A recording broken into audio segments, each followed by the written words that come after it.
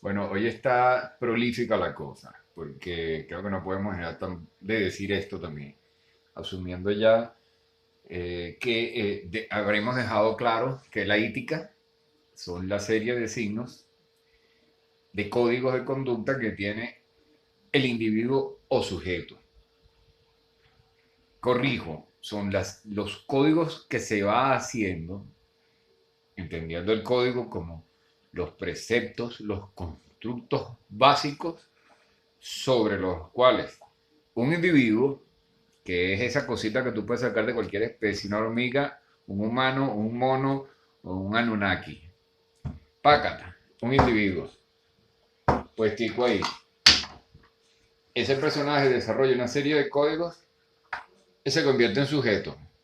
Empieza a poder decidir si viene para acá, si viene para acá, o si empieza a darle a unas teclas para poder, por ejemplo, leer que Martín Lutero existe y toma las decisiones que toma después que sabe que se descubre América. Qué particular. Porque sabe ya, sin lugar a dudas, eso que habíamos visto de que, bueno, tú ves lo que la gente dijo, pero qué planificó y qué contactos tuvo para que se le ocurrieran las cosas que se le ocurren, hay que utilizar lógica deductiva, o sea, ubicarnos en el contexto y saber qué posibilidades habían, qué relaciones podía tener. Entonces, evidentemente, este señor es uno de los gestadores de eso que se llama capitalismo, pero producto de qué? De que sabía que habían espacios donde desarrollar nuevos proyectos y ya tenía noticias ya para 1500, ya había regresado, perdón, 1520, 1530, ya habían regresado muchas personas con las cuentas de la cantidad de oro y riquezas que habían en el nuevo continente. Entonces el tipo dice, yo lanzo mi iglesia protestante porque sé que voy a poder financiarla, sé que voy a poder financiar el proyecto de generar una clase que se dedique al trabajo y a la acumulación y que voy a poder generar tanta fuerza que me voy a poder independizar de la acumulación que ya tenía el Vaticano por siglos. ¿Mm? Lógica deductiva. Eh, que se sirve en determinados puntos de fenomenología, que no dejo de nombrarla, pero bueno, llegará un momento que dejaremos de nombrarla porque ya todos sabrán allá que se está aplicando en puntos y que el hecho de aplicarla en puntos va permitiendo, es como algo que tú le vas sembrando a la realidad de la experiencia determinados cabos y por eso vas comprobando que no cometa pues los errores o los desaciertos o desvaríos de las filosofías anteriores a la fenomenología, casi todas, que tenían sus importantes aciertos, pero en las aplicaciones se terminaban cayendo Kant, Hegel, Marx todas, fracasando y mucho más. Por eso la filosofía exitosa por excelencia es la fenomenología. La gente tiene que saber ahí que la fenomenología es fundamentalmente el mecanismo que de verdad hace que todos los libros de autoayuda sean efectivos. Esa es la fenomenología. La fenomenología es la de los mapas para conseguir cosas, la de los planes con proyecciones, pero que vas logrando cosas y no el simple idealismo, que es el que te puede extraviar. Pero manteniéndonos en esta progresión del señor Martín Lutero, aquí, ¿no? En aquella época pues las fotos eran un pintor echándole bola, ese señor Martín Lutero estructura esa idea y él es, se puede decir, el inventor del capitalismo moderno como tal. Antes de él había una serie de oficiosos, virtuosos, con calidad, con disciplina, desde unos 3 o 4 siglos, probablemente más, acumulando, pero con trabajo, con capacidad de manufactura, con producción, con conocimientos, con investigación, que son los que fundan el pensamiento liberal, en quienes se apoya el pensamiento liberal. Eso es otra cosa, diferente a capitalismo protestante. que va a incorporar, por supuesto, basado en el liberalismo. Bueno, yo con esa virtud, que son los dos fundamentos del liberalismo, propiedad privada y virtud, pero propiedad privada antes de descubrir América, entre comillas, por supuesto, ya se sabía que América existía, pero antes de en la patentación de los territorios de América, producto de ese descubrimiento formal, legalmente aceptado, en el siglo XV, es una cosa. O sea, propiedad privada y mérito, que son las bases fundamentales del liberalismo. O sea, yo compro porque le eché bolas y porque tuve oportunidad, pensé, asocié todas esas cualidades. Entonces, por eso, eso es mío. Eso es una cosa muy diferente a lo que va a pasar después de haberse apropiado de territorios de América, de territorios de un continente que no era nuevo nada, se conocía hacía milenios, hubo transhumancia y negociaciones entre chinos, medio orientales, eso ya está investigado, desde los mismos egipcios, que se les consiguió a las momias sustancia de cocaína, de hoja de cocaína, en las momias cuando eso no podía verlo allá porque no son endémicas de allá, sino de aquí, ya se sabe que había contacto. Entonces, pero esa operación es en realidad legal. Es una operación leguleya que no tiene nada que ver con ningún mérito ni nada. Y estamos hablando en términos fenomenológicos. No es el marxismo. El marxista, Marx, que sin lugar a dudas es un pensador colosal, para Argimiro Serna no es ningún referente de su propuesta de cultura silvestre. Ojo, no estamos hablando de marxismo, estamos hablando de una cuestión fenomenológica técnica. La trampa de patentar como propiedad un territorio que ya tenía sus dueños, que lo habían descubierto antes, es un asalto. Y lamentablemente, a partir de eso, queda desvirtuado cualquier planteamiento capitalista, en términos técnicos, porque eso fue robado y no ha sido pagado. Es decir, se saca el retroactivo de la deuda de países. Ojo, repito, nada de marxismo, no soy de izquierda, no te estoy hablando de eso. Técnicamente, técnicamente el capitalismo es un fake. El capitalismo no ha pagado su capital base. El capitalismo tiene que pagar a Bolivia, a Colombia, a Venezuela, a Perú, a todo Centroamérica, a México. Un dineral, hermano. No van a poder pagarlo. Quedarían en bancarrota. Así que técnicamente el capitalismo es un fracaso. No, que logró esto, que logró... Bueno, claro, sobre la base del robo. Entonces, por eso queda perfectamente justificado esos sinvergüenzas de izquierda que no son más que sectas. Lenin pertenecía a sectas, Stalin pertenecía a sectas, que luego pretendieron el eufemismo de hacerse llamar colectivos. Eso es un eufemismo como para maquillar la cosita, una trampita semántica. Ay, colectivo, no, eso es más bonito, eso no es mafia. Mafia. Eran mafias. Pero mafias que estaban asaltando a asaltantes. O sea, que son tal para cual. Técnicamente, el capitalismo está por fuera. Pero el liberalismo, que parte de las concepciones, pudiéramos decir incluso hasta del mismo San Agustín, registradas por, ojo, todos los filósofos lo que hicieron fue registrar sus pensamientos, seguramente en sus contextos ya se daban y desde hacía tiempo. Pero sobre todo con San Francisco de Asís y estos pensadores místicos, religiosos y hasta el mismo Paracelso y toda esta gente, todo eso es liberalismo. Y los renacentistas, todo eso es liberalismo. Todo eso es el impulso del liberalismo. Y ese pensamiento liberalista es otra cosa. Ese pensamiento liberalista es muy interesante y asume la complejidad del sujeto. Y ese es uno de los principales problemas de Carlos Marx, que no resolvió. Carlos Marx no resuelve el problema pretende resolverlo con silogismos, haciendo asociaciones y correlatos fraudulentos. Esa parte Carlos Marx no la resolvió. El liberalismo, que es lo que era él en vida, o sea, la vida de Carlos Marx es hippie, liberalismo. Liberalismo, San Francisco de Asís, hipismo, contracultura. La vida de Carlos Marx es el proyecto contracultural que parte del pensamiento liberal, pero que da pasos más allá, ¿no? La contracultura da pasos más allá a deshacerse del sentido de la propiedad privada, porque la propiedad privada es un limitante del liberalismo, de la libertad. Amigos liberales, pues ese es el problema, más nada.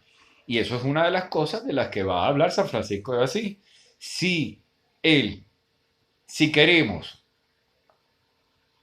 si voy a proponer, si estoy buscando materializar en términos materiales, valga la redundancia, de verdad tengo que hacer lo que hizo San Francisco de Asís, que fue un liberal, y no lo que hizo Carlos Marx, que es prometerte que tú algún día, cuando logres un poder, a lo mejor tú o tus hijos, mira tú que sospechoso, igualito que la Biblia, vas a ser feliz. Y si no, bueno, colaboraste con la revolución. Eso es como decirle a un cristiano, sacrificate por los demás, que en el cielo vas a ser bonito. La misma estructura. Quien supera esa estructura es el señor San Francisco de Asís. Y estos pensadores liberales que dicen, yo en el presente agarro y hago cambios estructurales y soy feliz haciendo eso, no a futuro. Y propongo a los demás que el hecho de dar a otros y de ayudar a otros en el presente me hace feliz ahora. No es que a futuro va a haber una revolución de un fulano comunismo científico, que es un eufemismo igualito que el colectivo es eufemismo de secta, el comunismo científico es eufemismo del cielo prometido cuando muera. Estructuralmente corresponde al mismo sistema. Es un vector con una magnitud similar, idéntica, pero con la ropita cambiada a lo que te dice la Biblia o a lo que te dice el sionismo.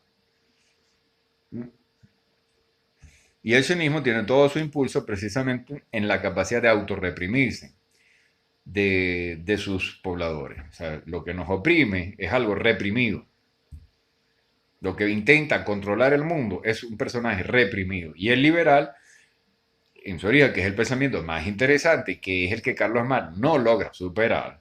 O sea, Carlos Marx, su pensamiento muy interesante, con unos grandes descubrimientos, sobre todo gracias al aporte lógico y a la práctica de la lógica hegeliana, el aplicar la lógica hegeliana a todo, y logran unas cosas interesantísimas por lógica. Él y Lenin y Engels se empiezan a aplicar la lógica y logran unas cosas realmente despampanantes, ¿no? Intelectualmente, pero extraviadas, porque no son fenomenólogos. Extraviadas, llega un momento en que se extravían de la experiencia. O sea, empiezan a hablar de cosas que no se corresponden con la experiencia. O sea, el trabajo como concepción como tal de trabajo no tiene, el Antidiuren es un libro equivocadísimo, no tiene eh, asiento fenomenológico. O sea, la experiencia dice que no, no es cierto. El trabajo es necesario, no hizo la evolución. La evolución la hizo el caminar, el descubrimiento y la búsqueda del conocimiento, no el trabajo. Y el trabajo produce un conocimiento meramente instrumental, no es el conocimiento que realmente te libera constantemente. Entonces Carlos Marx no supera el pensamiento liberal, pero esta clase de gente se aprovechan del liberalismo para las grandes acumulaciones que vienen después. ¿Cuál es el paso luego que se va a dar para que esas grandes acumulaciones sucedan? El pensamiento positivista.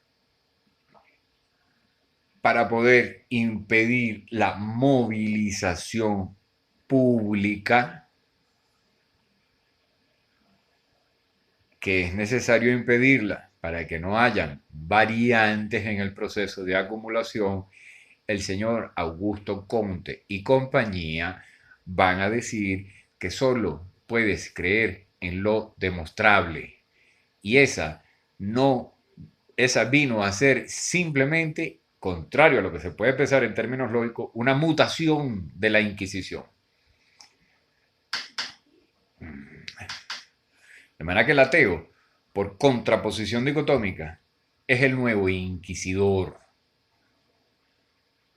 No es más que un, generalmente, psiquiatra de clase media que va a regir cuáles son tus complejos, que te va a decir que es ser justo él, según sus preceptos de su clase social. Ojo con los ateos. Ojo. Porque el problema es que este personaje es uno de los que va a cambiarle la ropa a Dios para que empieces a acumular en función de él, lo cual Dios no dice, ni Dios ni los dioses ni nunca dicen por ningún lado que te dediques a acumular nada. Dios o Dios te dice, debes hacerte lo necesario para satisfacerse y lo que para satisfacerte, eso lo puedes buscar en casi todas las religiones. En casi todas las religiones vas a encontrar que Dios o los dioses o los principales dioses en el politeísmo te dicen, debes satisfacer necesidades, tus necesidades, tú no puedes sufrir, tú no puedes buscar de sufrir, eso es mentira, eso es una aberración, no puedes buscar de sufrir, pero si te toca hacer esfuerzos, debes hacerlos para satisfacer y resolver tus necesidades y los de la gente que quiere. Básicas, las esenciales, las que Dios te dice que son necesidades. Y una vez que hagas eso, debes dar lo demás. Debes dar a los otros. Pero no por un principio moral. La moral es para los seres humanos. Los dioses no te dicen que hagas nada por moral. Los dioses te dicen cosas para que funcionen.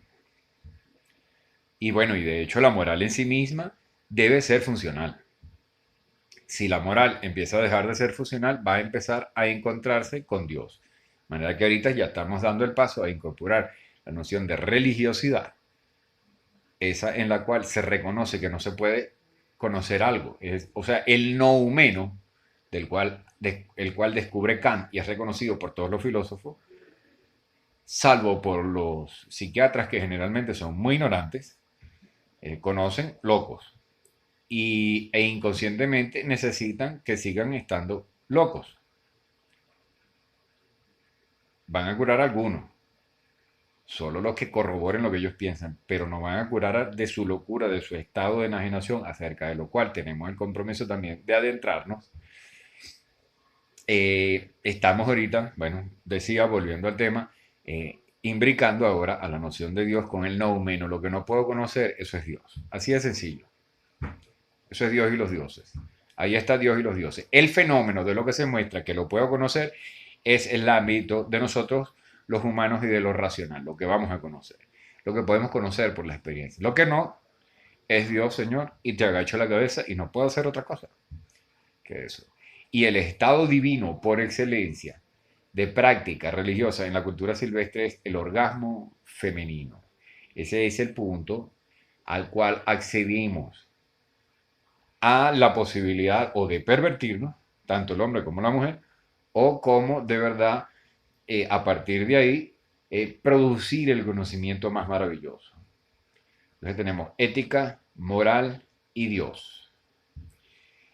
El sujeto buscando de convertirse, perdón, el individuo convertido en sujeto, asumiendo su contradicción, descubriendo su contradicción natural, quitándose todos los preceptos que te hacen ver conflictos artificiales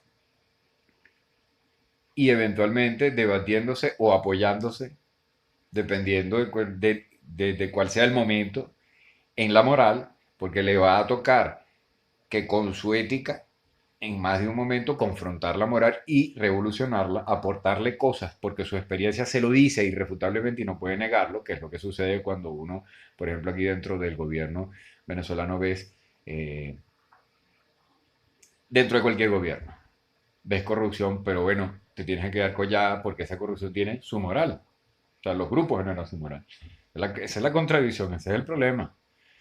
Ya lo habíamos hablado en un video antes. Entonces ahora es ética, la moral, los dioses. Y también está entrando en la cuestión de la propiedad privada. O sea, la propiedad privada por acumulación desmesurada es perversión, en términos del liberalismo originario, el cual Carlos Marx no logra superar en términos epistémicos. O sea, a nivel epistémico no logra superar Carlos Marx, la propuesta marxista, no logra superar el liberalismo. Más bien se encuentra con él en los últimos momentos cuando habla del Abstruk. Disculpen que no pronuncio bien el alemán, de hecho no sé alemán, solo sé la palabra y algunas que otras, como cualquier filósofo. Y cuando descubre eso, lo que hace es encontrarse con el liberalismo. O sea, se encuentra con el ser hippie, pues. O sea, con la propuesta cultural, que es la que a partir de ahora debemos buscar de superar. O sea, porque de esa base partimos. Esa fue la revolución popular que hubo, que se fue contra cultura y que la posmodernidad la atrapa, la encapsula, la atrapa con tentáculos semánticos. ¿Ves? Espero estarme explicando en toda esta progresión fenomenológica con ayuda de lógica comparada y de todo lo que se ha podido acopiar para ir entendiendo que hubo una revolución que ya se dio y que tenemos unos 50 o 60 años suspendiéndola, distrayendo para que la gente no la descubra. O sea, esa es la realidad que Ajimiro Serno observa. La idea es distraerte para que te mantengas ahí. Y la izquierda es una de las principales y las mejores y más efectivas técnicas de distracción de que no te des cuenta de esa revolución para que te mantengas en la ciudad recibiendo órdenes, diciendo nosotros en la lucha y la cosa y tal. Empréstitos identitarios. Ciertamente todavía vamos de manera rizomática, eventualmente pues iremos partiendo de esos despliegues rizomáticos del discurso, tratando los puntos. Conflicto artificial, un punto importante. Este, en fin, todos los términos que he ido nombrando, ¿no? O sea, contracultura, atrapada por modernidad, por la posmodernidad e izquierda distrayendo con empréstitos identitarios a la población para que sigas creyendo en que ella ya viene, en que ella viene después y tal y qué sé yo. No, no, esa ya llegó. Y lo del coronavirus y todo esto que está pasando no es más que la declaración fehaciente de la caída del pensamiento positivista, que fue el que declara que no debes creer en tu libertad, puesto que esta es emocional, no es demostrable. Es por eso que el positivismo es en realidad, por más revolucionario que ha pretendido ser, justificándose con el mal efecto que tenían las supersticiones en la población, es en realidad la trascendencia de la misma Inquisición. Aquel talento que sea movilizador, lo voy a penalizar porque no es demostrable. Seguiremos conversando.